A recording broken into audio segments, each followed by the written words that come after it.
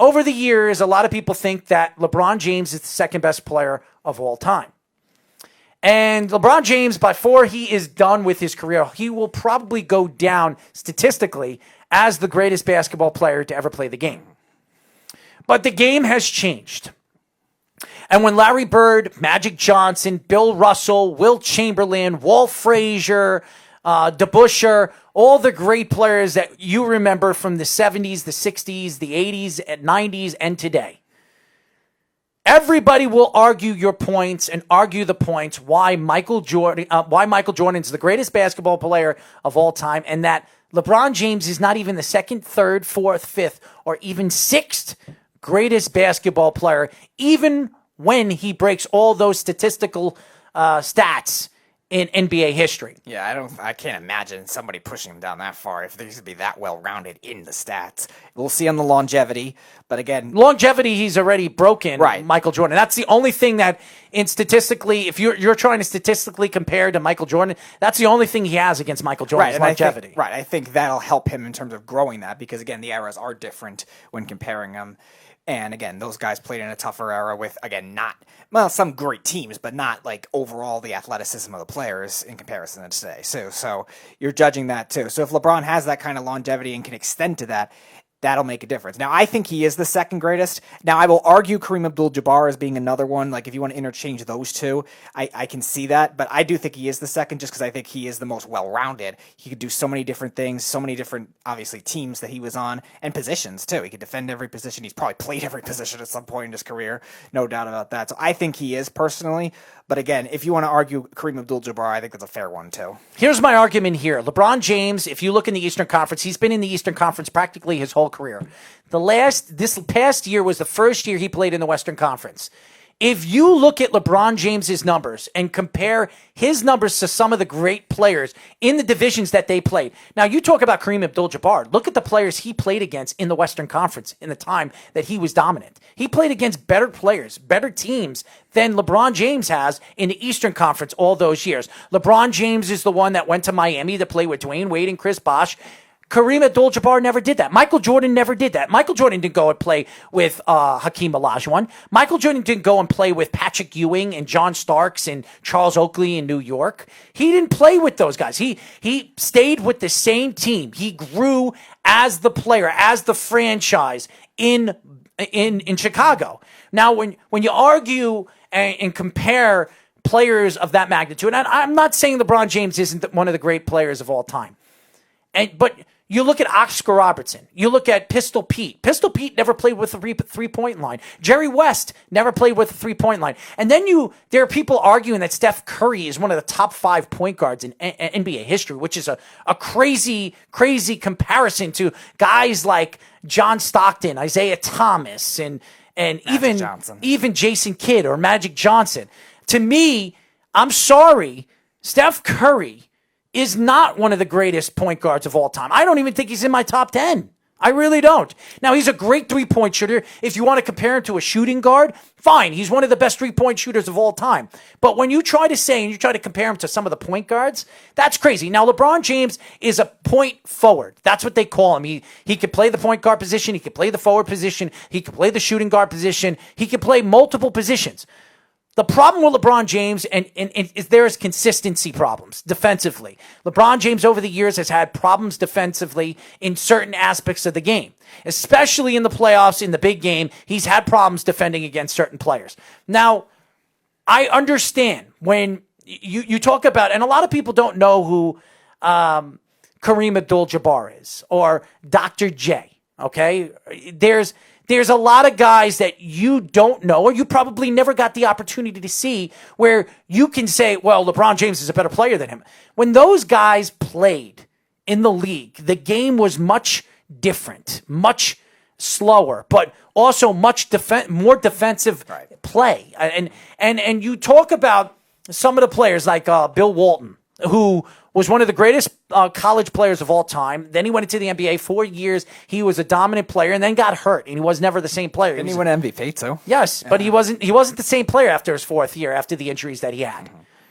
But you look at LeBron James, you look at as far as an athletic specimen, he is one of the best athletic specimens we have ever seen in NBA history. Now, when did Kareem Abdul-Jabbar go to the Lakers? Because he won a championship Played with Milwaukee. He played with Milwaukee, won their only championship in the 1970 season. When did he go to the Lakers at that point? Was it before they formed the Magic Johnson, James Worthy team? Before. Okay, so he was there first. He was there before, and then Magic Johnson and James Worthy came. Okay. James Worthy came from North Carolina, as everybody knows, and Magic Johnson came from Michigan State.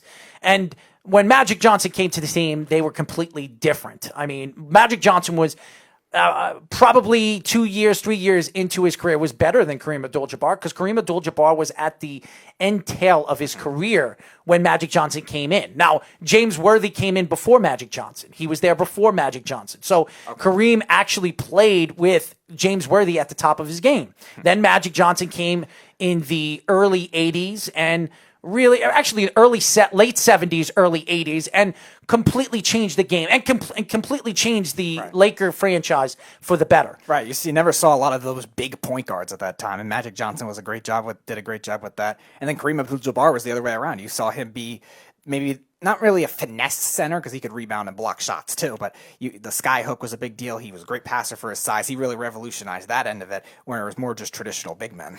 Now, I know a lot of people look at LeBron James and say, well, LeBron James is going to have this, and he's going to have that record. He's going to have, he could have 3 or 4, or maybe even, I mean, he has 3 championships. He could have 4 or 5 championships before he's over.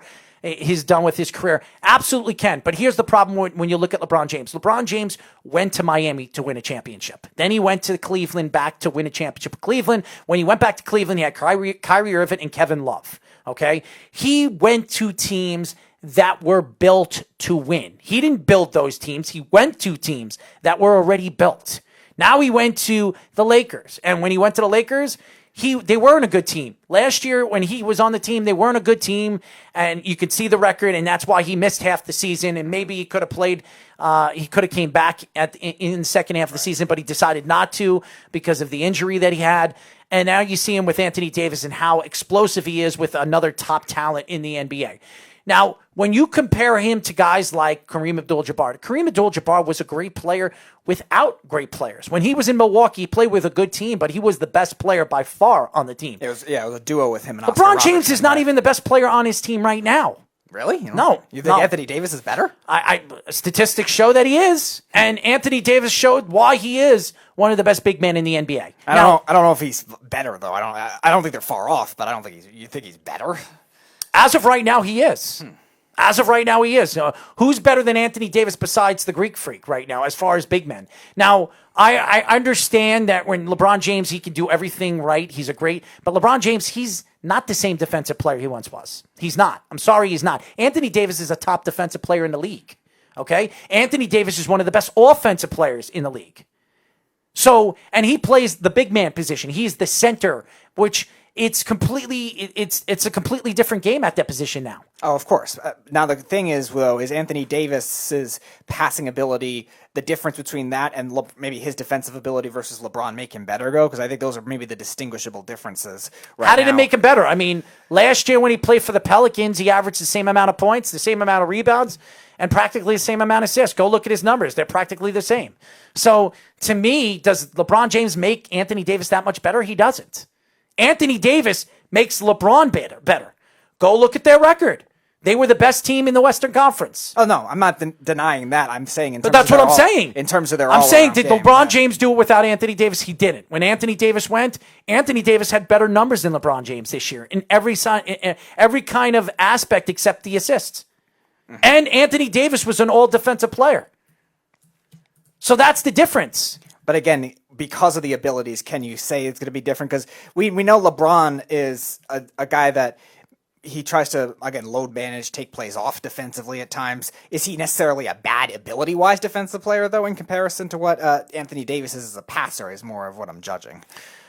Again, he's a great passer, but LeBron James has taken a step back in his game. And for anybody to compare him to Kareem Abdul-Jabbar right now, and Mikey C made a lot of good points. I have to give him a lot of credit. Now, I think LeBron James, when he is all said and done, he's a top 5 player in my book. Now, would I take Magic Johnson, Larry Bird, or Kareem Abdul-Jabbar over him? Yes, I would, and I'll tell you why. They played in a time where I think the NBA was better. It was more fun to watch. I mean, you had better players in the NBA when they played. You compare and contrast some of the all-stars or some of the greats, NBA greats, when Kareem Abdul-Jabbar played and Magic Johnson played. There were a hell of a lot more better players in the league in the time that they played than LeBron James has played in the times that he's played. Now, LeBron James did play with Kobe Bryant at the top of his game. He did play against Tim Duncan in the top of his game. Absolutely did. But look at the players, guys like Michael Jordan. Look who he played in the Eastern Conference when Michael Jordan and the Bulls were at the top of their game. Indiana, Detroit, the Knicks, the Magic, a lot of the Magic. Yeah. Who did LeBron James beat? Really? Who did LeBron James go through to get to the 8 times in a row in the to the NBA championship? Really, the Pacers those 2 years were a good team, but that is really the only, I think, stronghold powerhouse, because a lot of the times the Cavs were a 1 seed. The Celtics, I think, are the only one I could think of. That's my argument. Yeah, he didn't beat anybody. And that's why when you argue and you try to compare and contrast some of these guys, and LeBron James is a sensational player. And that's why everybody looks at me when I have 6 heads when I say Kobe Bryant's probably the 16th or 17th player on my list of top 25. Listen, there are people that put Scottie Pippen not even in the top 50, and he's one of the greatest defensive players of all time. Yes. Wow. Skip Bayless didn't even put him in his top 50. You went to, but he actually wrote for the Chicago Bulls in the Tribune when the Bulls were at the top of their game. Wow, that's interesting. So he had an anti-bias. He's not an anti-bias. He just said that, listen, Michael Jordan made everybody around it better. He made Scottie Pippen a better player. Now, that doesn't mean Scottie Pippen wasn't a great player.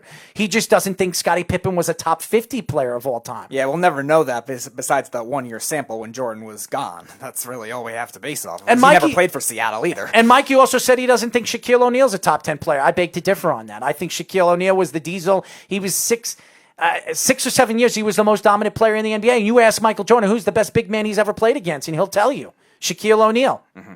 It's a tough argument with that, because a lot of times you're judging most dominant in terms of certain traits, because we're seeing it now, more versatility in the league. We were just talking about with LeBron and Anthony Davis. We're seeing more versatility now. Shaq was great at what he was doing, and it's the same thing with a lot of the point guards we mentioned. They were great at what they were doing, but they weren't shooters. Same thing we mentioned with Steph Curry. A shooter, he's a good passer, not a great passer. He's not the best point guard in the NBA right now. Sure, and if you're judging specialists and judging dominance like that, I look at more well-rounded first when judging that. So maybe Shaq would be outside it, but in terms of the dominance, you're absolutely right. It's in terms of what are you looking at for most dominant is a big question with comparing the point guards, comparing the centers. When Michael Jordan said that the most dominant big man he's ever played against was Shaquille O'Neal, that doesn't mean he was the best big man he's ever played against. Now, he played against a lot of great big men, a lot of great ones.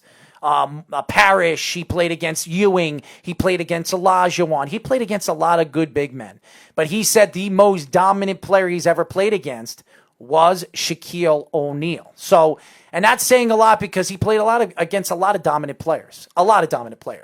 So when I look at LeBron James and I compare and contrast, and Mikey's right about this, you cannot say, in an argument that LeBron James is the second best player. Now, nobody's even close to Michael Jordan. Statistics will show you Magic Johnson, Larry Bird, or any of those guys, nobody can compare to Michael Jordan, because if Michael Jordan played in the time now with all the different statistics that are out now and leaked out now on all these Basketball Digest and all the crap that they put out there, Michael Jordan would be either first or fifth in every single category. Mm-hmm. Every single category.